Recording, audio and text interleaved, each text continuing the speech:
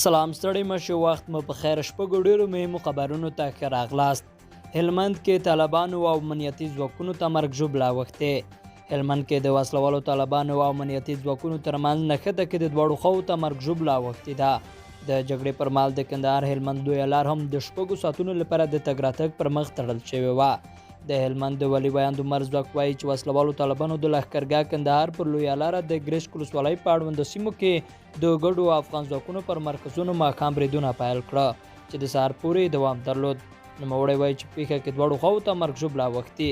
د وسلوالو تر برید مخکې لومړی په یو امنیتي مرکز کې داخلي برید شوی چې شپږ د امنیتي سرتیري پکې وژل شوي. د کندهار هلمند لویه لار په دې وروستیو کې ډېره ناامنه شوې چې تګ راتګ پرې ستونزمن شوی دی. د کندهار د ژړۍ ولسوالۍ په دویم کیمپ سیمه کې نوي جوړېدونکي ښوونځي نن سهار په بمونو الزول شوي دي. دغه ښوونځی چې 8 تدریسي خونې درلودې شاوخوا 6 میلیونه افغانۍ لګښت پرې راغلی چې د پوهنې وزارت د اقرا پروګرام له لارې جوړ شوی و. د کندهار د پوهنې ریاست ویلي د دې ښوونځي ودانیزې چارې 90% بشپړې او یوازې د رنګ چارې پاتې وې. عبدالله وایي د طالبانو سره د نظر اختلاف لرو خو متقابل درک او زغم مو بریا ته رسوي. د ملي مسالې عالی شورا رئیس عبدالله هندوستان ته د سفر په ترڅ کې د یادو هیواد د دفاعي مطالعاتو او څېړنو مرکز کې د یوې وینا پر مهال ویلي په دوحه کې روانو خبرو ته خوشبین دی او هیله لري چې د خبرې په افغانستان کې د 4 لسیزو جګړې د پای ټکی کېږدي. بلخو عبدالله وایي د امریکایي ځواکونو بې وخته وتل به بدې پایلې ولري.